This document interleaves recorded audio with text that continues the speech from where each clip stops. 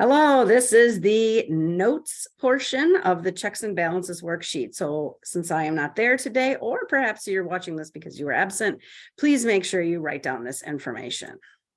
Okay, so we're going to start today with the checks and balances and the federalism notes. So the sheet should be provided for you, and you should have that on your desk with a pen and a pencil ready to make the notes. So first, we're going to take the notes information to start with from the reading. So we're going to head to the Chapter 3, Section 1 reading. There should be a packet or a book under your desk, or it will be found online on whatever day Canvas this is. You're then going to turn to page 40 of that reading and look for the heading that says Sharing of Power. Okay, so take a minute right now and pause this video to find that information. Okay, so now that you found that information, the sharing of power, it says under the Constitution, the states had to give up some of their powers to the new federal government. The division of powers between the national and state governments is called federalism. The federal system enables the national government to act for the nation as a whole while granting authority to the states to deal with local issues. Keep in mind that under the Articles of Confederation, the states are the ones that had most of the power. So now under the new Constitution, they have a lot less power because the federal government has that power.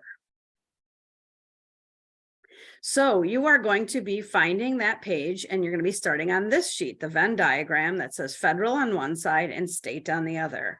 Have that sheet out. This is what it looks like. And then I'm going to tell you how to get started on that. First, you're going to add titles. So where it says federal, you're going to add the words delegated powers. Federal powers are delegated powers. They're also national powers. Federal and national mean the same thing. Keep in mind that national, federal, is the government for all of the states. Back then it was all 13. Today it is all 50. Then where it says state, you should write reserved powers. Those are the powers that are reserved just for the states. And then down at the bottom where the middle portion is, you're going to write shared powers. And those are the concurrent powers that both the federal government and the state government have.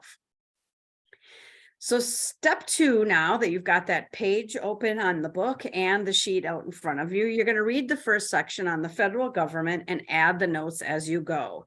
Here's what it looks like, what the federal government can do. Then on the left-hand side of your Venn diagram, you are going to add the information for what the federal government does. So make a bullet point on each line. Each line, there should be a different bit of information, and most of those lines are going to be filled. So the very first bullet point says, the Constitution carefully lists the powers of the federal government. These include the power to coin money. So bullet point 1 is going to be coin money. That's the first thing the federal government can do. Continue reading and adding all of those pieces of information, and then go on to the next one. So pause the video while you're reading this and writing those notes down. Now move on to step 3, which is to read the next section on state governments and take notes in that section. This is going to be on the right-hand side of your Venn diagram. It should say the Constitution reserves to state governments the power to establish qualifications for voting. So bullet point number 1 under state governments is going to be establish qualifications for voting. So each state can decide how people are going to sign up for voting and what kind of requirements they need. Do they need a driver's license? Can they show up on that day? How does that work? So go ahead and fill that out. Then pause the video. Step 4 is that you're going to read what both the national and the state governments can do. Okay, that's going to be the portion in the middle, and that's the shared power. There are really only 2 big ones on this one, so please read this section, add those, pause it, so you can finish that. Then your Venn diagram should be completed. If it's not, go back and reread and make sure all these areas are filled in. It should look something like this, except probably in handwriting. So here's a bigger version of this, and add any information. So the federal government can coin money, regulate trade between states and foreign countries, establish a post office, create and maintain armed forces, conduct foreign policy, declare war, and they can make laws that they need to help them do any of their other responsibilities. Remember, some of these are really important because they did not have these under the Articles of Confederation. Coining money was something that every state and the federal government did. So this way they're establishing that there's only one kind of money. On the other side then, over here, states can establish qualifications for voting, conduct all elections, regulate trade within the state's borders, create local governments, establish and maintain schools. And there are many other undefined powers that if it doesn't say that the state can do it, that's something that if it doesn't say the federal government can do it, then the states have the right to do that. The things that they can both do then are in the middle, are both of them can tax. So there are state taxes and federal taxes.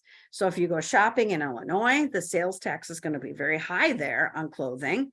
If you come here, it's going to be kind of in the middle. And then if you go to Minnesota on the Mall of America, there will be no sales tax on clothes. The other thing that both can do are define crimes. So states can determine specific crimes that they find in their states, but then there are also federal crimes that regardless of what state you're in and you commit, these are things that will happen, will be found guilty of if you commit those crimes. Okay, the next thing then is you're going to flip it over to the triangle side. And the triangle side then, you're going to put down checks and balances says on that part. So one of the big concerns is that if there was the president, he was going to seem very much like a king. So the checks and balances then are to protect against tyranny. So the reason that they have these checks and balances is so that it makes people feel calm about that. So make sure on that part you write down by the Y that it protects against tyranny. Then how does it work? How do these checks and balances work? Well, it strengthens the separation of powers and limits the authority of the federal government to make sure that it's not just the federal government being in charge of everything. Again, if you need to take a moment to pause this video to write everything down, please do so and then continue. So these are the notes that you're going to be taking. These are the color coordinated notes to sort of help you. If you need to see better by zooming in, please feel free to do that. Okay, so the executive branch is going to be the president. The judicial branch is the judges. And then over here, as it says by the legislative branch, that's Congress. So both the House of Representatives and the Senate. So as you can see, the executive, the blue line to the legislative, what can the executive branch or the president do to ensure that the legislative branch is not getting too powerful? Well, the executive branch or the president can recommend legislature. He can suggest different things that he wants to have done. They don't have to listen to him, but he can at least recommend it. He can also veto things to ensure that if he doesn't like a law that they're trying to pass, that he can stop it. And he can also call special sessions. If there's an emergency of some sort, he can then demand that they come in and discuss something. Okay, the legislative branch to the executive branch, so the one in the purple, they can approve treaties and executive appointments, which means if he suggests somebody for a particular job, like a Supreme Court justice or a federal judge, they have to approve those things. Or if he wants to have a treaty with a particular country, the legislative branch needs to approve that. They can also impeach the president if the president has done anything wrong.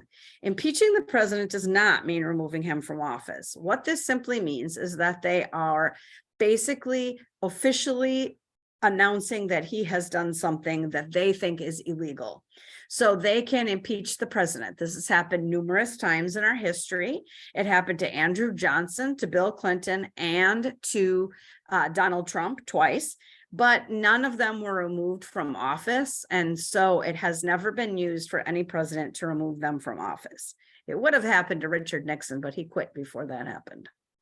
And the last thing that the legislative branch can do is they can override the president's veto by a 2/3 vote in both the House and the Senate. And so if they don't like that, he didn't like their bill, they can override it. Okay, then over here, the green and the red, the executive branch to the judicial branch.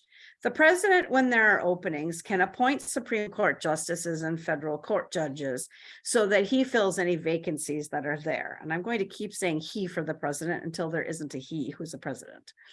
So he appoints a Supreme Court justice and the federal court judges. But remember, the legislative branch is the one that has to okay that. What the judicial branch, the judges, the Supreme Court can do back to the executive branch is not worrying about what he thinks. They are free from executive control. They do not need to worry about if he likes their decision or not. Doesn't matter because they're appointed for life. They can either keep that job for as long as they want or until they die. But it doesn't matter to them because they don't have to run for re-election. They then declare his executive actions unconstitutional if they feel that something the president has done is not a good decision and is against the Constitution. Okay, so those are the things that the judicial system can do back to the president. Notice the direction of the arrow. Okay, then we've got the legislative and the judicial branch. So the judicial branch can declare acts of Congress unconstitutional. So if Congress passes a law that the judicial branch feels does not tie in with the Constitution, they can strike that down and then that will be eliminated. The legislative branch can remove the judge through impeachment, very similar to a president.